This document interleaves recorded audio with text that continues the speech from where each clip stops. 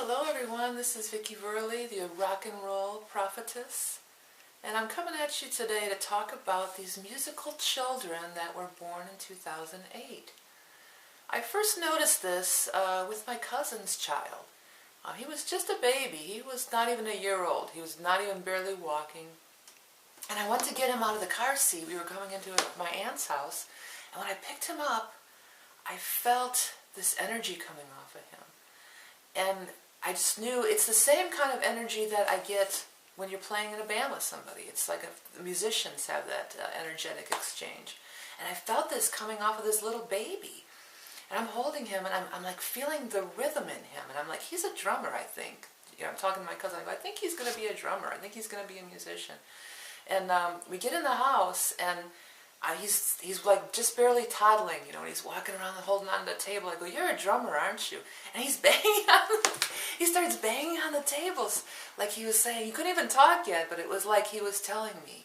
He was telling me, yes, I am a drummer. Yes, you hear me, you feel me.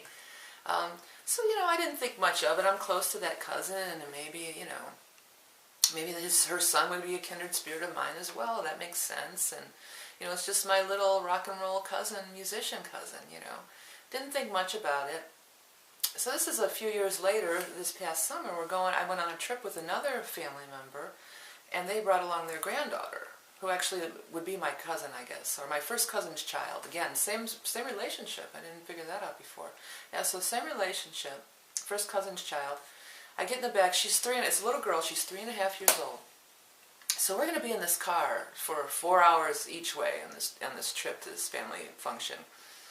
I get in the back seat. I'm sitting there next to the little girl in the car seat, you know, and we're talking, blah, blah, blah. So all of a sudden she starts singing. So I go to my aunt and I go, is she singing? She goes, oh yeah, she sings all the time. She's always singing. So I'm sitting there, you know, intrigued, and I'm listening to her little songs. So I'm listening to her little songs, and I start singing with her, you know.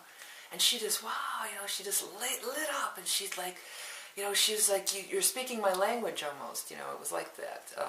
Because although the family that she lives with, her family, you know, they love music and they listen to music, there is no musicians, you know, in that household. So I'm the first, like, musical person probably that she's ever interacted with. So then I'm trying to teach her some songs, and she was just a sponge. She was just wanting that more and more and more. And like I'd sing a little bit of the song, and she's like, do it again, do it again. And then every time I would do it, she was catching a little bit more of it. It was pretty amazing. Like she was just catching little nuances. She would like hold the note a little longer. Every time I sang the song to her, she was catching a little more. I'm like, wow, she's so talented. She's got natural ability. I'm telling, you know, my aunt this. And anyways, long story short, by the end of the trip, she's singing, I'm teaching her a part, and I threw a harmony at her, and she held her own. She never sang harmony in her life, and she held her own on a harmony. So this is amazing to me. And by the way, this girl is 3.5 years old at the time. Okay, so we get to the family reunion, I'm telling my other cousin, I'm just like, yeah, this little girl is very musical, just like your son. Well, they get to talking. Here they were born within a week of each other in 2008. So, of course, me, the astrologer, I'm like calculating, oh, what could it be? It's got to be, you know, the only thing that's an annual thing like that is Jupiter, right? So I look it up, and Jupiter in 2008 is in Capricorn. I'm like, that doesn't necessarily, you know, right away you don't go to, well, that must be musical. Although Capricorns are very musical, and I actually have a Capricorn sun. But I always attributed that to be like, because Capricorns stick with it, you know, and it takes a lot of time of playing, of struggle till you get to that breakthrough where it's just coming through naturally. So I always took it to be, well, you know, that's maybe why there's a lot of musical Capricorns, because they stay with it, you know. So, you know, we find out they're both born the same year, and I'm like, oh, wow, great, what a cool thing, you know, these two, maybe they'll be in a band someday together or something, you know, later on in life. So this is when I'm back home, I'm turning on, watching Oprah's Soul Sunday, and you know, turn it off, go about my business, come back, turn the TV on later, it's still on that channel, and Oprah's interviewing a band called Hanson. I don't know if you guys are into Hanson or remember them. They were kind of like a teeny bopper thing back in like maybe the 90s or something. And I always thought they were a halfway decent band, actually. They actually wrote their own music, and they were pretty talented. So, but anyways, I turned the TV on right at this time. Oprah's interviewing Hanson, and they're talking about how they all three have children, I should say. They all three have children born in 2008, and how they're so musically talented, and how they're going to have their own band someday. So then I'm just like, universe is talking to me. You know, this is something. This is something that's going on here. There's more to this than, there's no coincidence here, you know, because the universe is always broadcasting after all. So, but that's not the end of the story. So this is happening. Then I'm in the store. I'm in the grocery store, and I catch, you know, I hear this child's voice singing, you know, a couple aisles away. So I walk over there, and there's this little kid about that age, you know, 4 years old or so, and I asked the mother, I go, was your son born in 2008? She goes, yeah, how did you know? I says, well, I've been noticing all these musical children born in 2008. She goes, oh yeah, he's always singing and making up songs. The same things that both of my cousins say about their children, you know. So what's going on here? You know, these are my little examples. Does anybody else out there have, first of all, children born in 2008 that are very musical? And secondly, what does it all mean? You know, what does it all mean, Jelly Bean? Because I don't even know. I'm observing this, and I'm just like, wow, what's going on here? Oh, a little side note about the girl in the car, that my cousin, her father, when she was born, named her Selena because he proclaimed that she is going to be a singer when she grows up. After the singer Selena in the movie that Jennifer Lopez portrayed in the movie.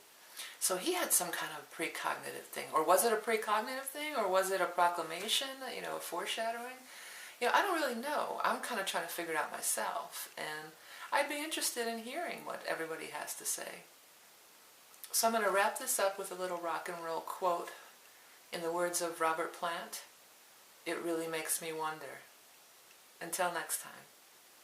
Hello everyone, Vicki Verley here, Rock and Roll Prophetess. I want to tell you a little bit about how I combine creativity and spirituality through creating the Tapestry of Life mandalas. I started out being able to see past lives really early on as a child, and my own as well as other people's. By the 1990s, I was receiving past life information through astrology charts, and not just doing the astrology work. This was intuitive. This is a psychic thing. It's as if I use it as a scrying wheel, and I get information by looking at your chart and looking at your wheel. This is what I now call doing a soul reading.